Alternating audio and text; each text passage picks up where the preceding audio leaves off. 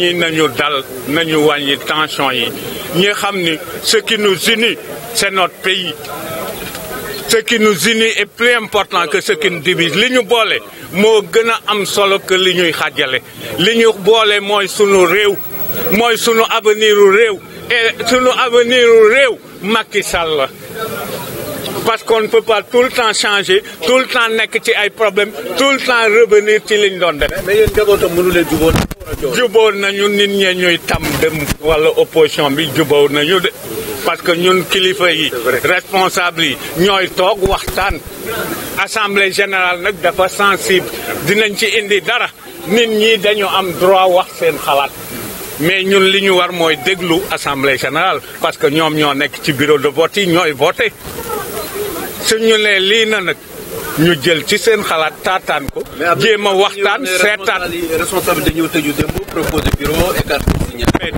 toutes les commissions tous les comités comité boo gis noonu lay demee waxtaan lay commencé su jógee ci waxtaan wàcc ci suuf mais lu ñu waxtaanewul du ci mbooloo mi lañ ko mën a waxtaanee nañu waxante dëgg du dëgg il faut ñu waxtaanee ko ci sunu biir suñ ñëwee am na lu ñu wane mënuñu ko entériner mooy assemblée générale moo koy entériner. lan mooy problème bi ci poste coordonnateur diggante Demba Diouf ak Ndeye Tické Ndiaye lan nga ci leeral lu indi problème bi.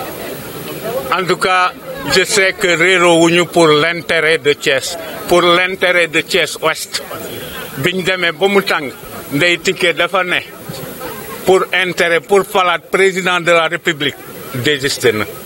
ci poste coordonnateur waaw Demba fi desoon. ki fi des la ñuy proposé waxtaan wax dëgg ci la du dëgg. liggéey comité électoral lan la. li ma la wax superviser nekk ci kaw superviser tout court. saytu doxalin bi. saytu doxalin. waaw. waaw maintenant li mu wax la am na lu am lu ñuy teg day fekk nga indi ko ci nit ñi suñ ko àndee nee ñu lii. nit ñi dem ci loolu loo gis waxtaan la réeroo amul ñàkk waxtaan am. yéen gëm ngeen ne famille président moom moo majoritaire à Thiès. bu baax du ndànk sax moi je suis un acteur du parrainage maa yoroon parrainage bi maag Ousseynou Niass te parrainage bi dama lay jox benn chiffre nga jël 1 million même su dee 50% yi perte la 50% yële 500000 yi dëgg la xejuñu ci gaañ yi nag. demal Thiès koo fi wax. mu ne la gaañ yi kan moo fi joxe liggéey. alors ñan ñoo fi nekk on est majoritaire parce que ñun la. mais bu ngeen jubóowul amul.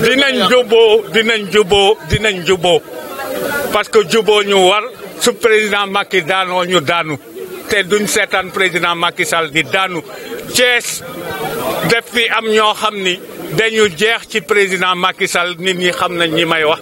donc ils vont réélire le président Macky Sall parce que Macky Sall rek noonu dama ne dafa am non waxuma Thiès Ouest. ça sera avec Demba Diouf. non ça sera avec Demba. waaw asalaamaaleykum je me présente comme Waly Sow Babacar président mouvement Tous Ensemble Defar Sénégal ak le président Macky Sall ak au quartier Grand Thiès commune Thiès Ouest.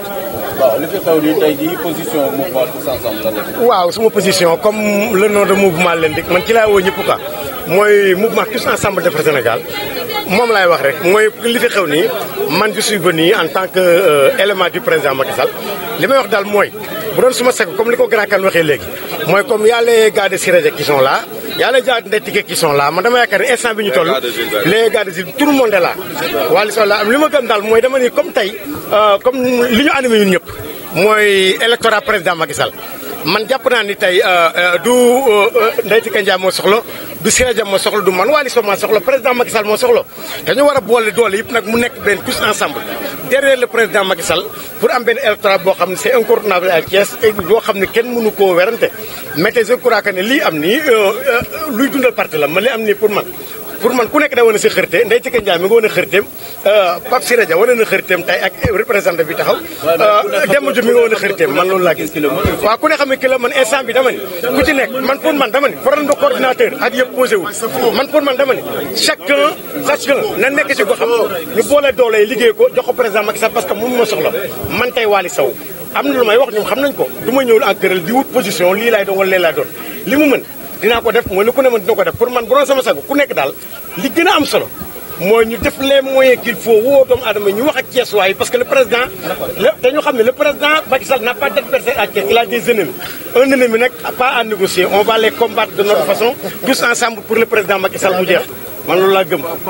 ñu ngi nuyu ñi fi fekk ñëpp dañu ñëwoon pour assister nous les militants de la commune ouest ñëw assister à l'installation du comité électoral à notre très grande surprise bi ñu ñëwee.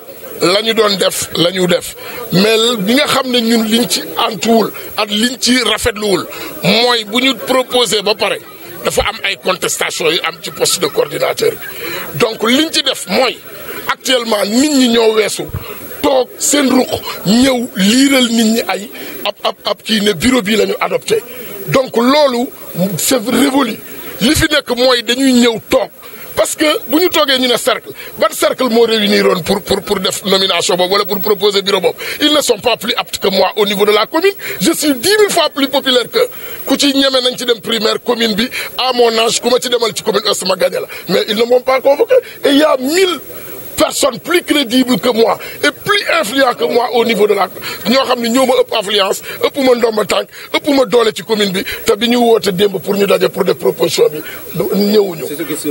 donc loolu li ko waral mooy nee nañu dañu réunir toog gérer te liñ fi defoon daaw. comité électoral boobu boo gisee nit ñi nangu ko ne woon docteur Ndiaye dafa fekkoon docteur deful li ñuy wax lekk ba suur daanul bëri ba mooy dañuy dugg ci population bi di nekk en contact ak ñoom moo tax bi ñu waxee nit ñi def ko mais ku amul yëg-yëg boobu koo xam faale wu population bi yëgoo leen doo leen gis buñ la wooyee duñ la jot ñu ñëw un bon jour le poste de coordonnateur il faut que nga nekk koo xam ni da ngay nekk en parfait contact ak population bi di dem ak ñoom les gens ont jugé que y a d'autres je ne parle pas de candidats Ndeye Tické ou d'autres même il y a des gens qui étaient ici ñoo xam ne nañ bëggoon nañ ko te gis nañ ne ñu ngi yëngatu amal njëriñ ci ki ñu proposé Demba Diouf nee nañu 7 responsables ñoo toog tànn ko. waa juróom-ñaar ñooñu ñoo toog tànn ko juróom-ñaar ñooñu kese est-ce que ñoom rek a bëggoon ñoom rek la ñu woo. ñooy seen kilifa ci parti. déedéet kilifa commune bi. 7 ñooñu rek 7 ñooñu moom laa la wax dama ne ñoom ñoo jàpp ne ñooy kilifa da ngay am doole am base am assise mën a gagner élection ñooñu daje woon ñëpp seen centre yi ñu nekk gagné wuñ fa par contre y a des gens yu gagné seen centre woowuñu leen. non bari na du ma fi nekk di defar promotion kenn mais li ma wax daal 7 candidats yooyu rek daje. 7 candidats yooyu rek du ñoom rek a bëggoon mbir mi xam nga la assemblée on est en démocratie ñi bëgg poste coordinateur bi bu dee 10 lañu nañu yëkkati ñu xool nu ñu waxtaane seen biir dem consensus waxtaan bu ñu mënul dem consensus ñu dem vote ñu xam ne kii à l'unanimité nit ñi ñoo la jël. non man du lu ma gêné ci Demba Diouf dama la wax ne la critères yi ñu jël pour def ko. critères yooyu dañ koy teg saytu ko ku ko ci remplirul mooy ku mënul yëg nit ñi ku mënul di wuy nit ñi di demanteeg nit ñi dañu naan dañu mouiller seen maillot élection ils viennent à 1 mois des élections pour mouiller leur maillot alors que y a des gens depuis élection yi bi ñu jeexee ba tey ñu ngi massifier seen koñ di liggéeyaat ñooñu la ñu soxla comme coordinateur Demba maa ngi ci bureau bi ñu def léegi mais je veux pas on m'a donné président commission propagande su dee am na ku ma ko dàq nañ ko jox loolu mooy démocratie am na ñu ma dàq propagande bu ñu fi nekkee salle bi bu ñu postulé woon ñu jox leen ko ñu seet leen. proposer quelqu'un d'autre à la place de Demba. non proposition on n'a pas may ñu temps bi ci lañ doon jëm. non man dama ne actuellement képp ku répondre à ces critères dama la wax ay ponk. Pape Sarr répondre na. déedéet dama ne la non pourquoi pas moi je suis président de zone je suis vice-président de l'ODCAV. Sylvain Antoine Dione je suis membre de l'Alliance pour la République au niveau de la zone Thiès-Ouest. Et je suis postulant au niveau de la coordination des jeunes dans le cadre du comité électoral qui devait être mis en place aujourd'hui. La réunion s'est terminée en quelque façon. Oui, on ne peut que s'en désoler, Babacar, parce que tout était fait à dessein d'avoir aujourd'hui, de mettre sur pied aujourd'hui un comité électoral digne de ce nom. Et je pense que le travail a été bien entamé. Malheureusement, certains couacs s'en sont suivis. Et on constate ce qui s'est passé finalement. Mais c'est malheureux parce qu'aujourd'hui, au niveau de la PRTS, il y a une personne incontournable peut-être, c'est le président Macky Sall. Personne n'est indispensable. Mais il faut savoir se respecter. Lorsqu'on travaille ensemble, qu'on sache se respecter. La mouvance présidentielle n'a pas comme seul parti l'APR. Nous partageons cette mouvance avec d'autres formations politiques. Et aujourd'hui, ce qui s'est passé aujourd'hui, vraiment, ce n'est pas quelque chose qu'on doit saluer. Et ça dépend étroitement de la volonté de certains qui ont concocté des plans peut-être pour saboter, mais ça n'aboutira pas. On dit dès à présent qu'au niveau de la jeunesse, ça n'aboutira pas. Nous nous tenons à ce qui a été proposé et c'est ce qui passera. Parce que ce sont de dignes responsables qui se sont réunis. Quelqu'un ne peut pas donner son accord dans ce cadre et revenir après pour manigancer des choses. Non, non, ça ne passera pas. On se veut légaliste au niveau de la jeunesse, on se plie à ce que notre parti dira, mais ce qui se passe actuellement, c'est quelque chose que nous rejetons avec la dernière énergie. C'est pas normal. Vous êtes dans le bureau? Non, je ne suis pas dans le bureau. Au niveau de la jeunesse, on devait faire un travail dans ce sens. Je suis candidat déclaré au niveau de la jeunesse pour coordonner au niveau de Thiès-Ouest. Mais vous êtes conformé à la position? Bien sûr, je n'y vois aucun inconvénient. Je me veux un militant discipliné. C'est ce que le président Macky Sall veut. C'est ce qu'il attend de nous. On est à la deadline. À quelques heures de la clôture des dépôts, comme le voulait le président Macky Sall. Mais on ne peut pas se permettre de retarder les gens. On ne peut pas se permettre de retarder les gens. Thiès a assez souffert de par ses manigances et autres pratiques. Qu'on arrête et qu'on s'en tienne à ce qui a été proposé. On ne voit aucun inconvénient à ce que Demba Diouf soit coordinateur parce qu'il a bien travaillé. Et quoi qu'on dise, c'est un membre fondateur de l'APR. Vous sentez un peu, disons, la place des jeunes dans ce bureau? C'est là, oui, relativement. Parce que si vous voyez quelqu'un, au niveau de la commission propagande quand même, celui qu'on a proposé, il est relativement jeune. Et puis, nul n'est assez âgé pour faire la politique, on dit. L'essentiel, c'est de faire preuve d'une énergie et de faire preuve de présence au niveau des instances de décision et au niveau du terrain. Et là, c'est un comité, je vois, assez équilibré. On y voit toutes les sensibilités et je ne vois rien qui pourrait et qui devrait même empêcher à ce que le travail continue sur cette base. Et ceux-là sont dans votre camp, les saboteurs en guerre? Non, il n'y a pas de camp. Il y a un seul camp, c'est le camp du président Macky Sall. Bon, peut-être. À quelques mois des élections, à 1 mois et demi des élections, on ne maîtrise peut-être pas tous les paramètres. Pourtant, les organisateurs ont tout fait pour qu'en termes de sécurité, tout soit pris en charge. Malheureusement, les choses étant ce qu'elles sont, bon, je pense que des responsabilités seront même situées. Parce qu'à l'avenir, de tels comportements ne doivent pas rester sans être sanctionnés au niveau de l'Alliance pour la République ou encore de la mouvance présidentielle. Donc, au niveau de Thiès-Ouest. Donc, candidat ci wàllum ndaw yi mooy comité bi dajale jeunesse yi pour élection présidentielle. Mais li fi xew ni ñu proposé benn bureau comité électoral am ñu ne poste coordonnateur bi am nañu si le choix de Demba Diouf, directeur de cabinet. waaw day lu ñuy ñaawlu rek day lu ñuy ñaawlu avec la dernière énergie. Parce que quoi qu'on dise, on est en politique.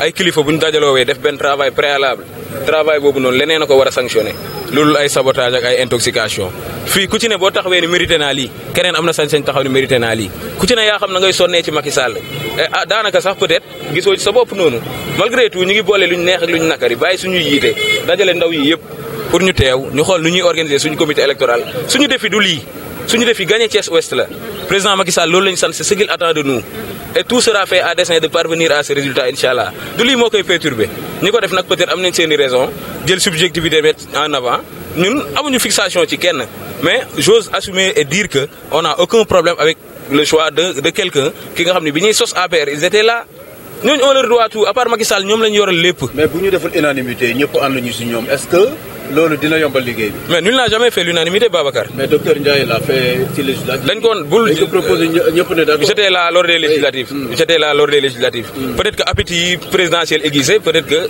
législative aiguisé wu ko woon mais quoi qu'il en soit ak nu mu mënti demee ne nit ñi ànd ak dal ànd ak retenu gëm naa ni ñi ñu jiite fii suñu comité électoral c'est de très bons responsables.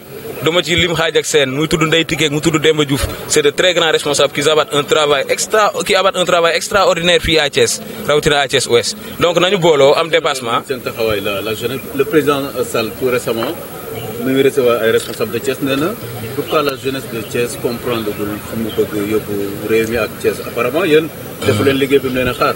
loolu du ñàkk comprendre président xam na ni am na ay ndaw yu dëggu yu taxaw Thiès moo doon li mu mës a doon rek à chaque fois ñu ngi ciy doxee di dundee yaakaar mais li xew nii tey par exemple ça ne peut pas favoriser un tel résultat nañu xoolaat suñu bopp. on a un seul défi c'est qu'au soir du 24 février bu ñu nee Kaolack temps Fatick temps Saint-Louis temps nañ ni Thiès Ouest temps dinañ ci dox incha allah et la jeunesse elle est prête et engagée dans tous les quartiers de Thiès Ouest ñu ngi fay prévoir ay activités amul fenn fu ñuy bedd l'objectif c'est de gagner.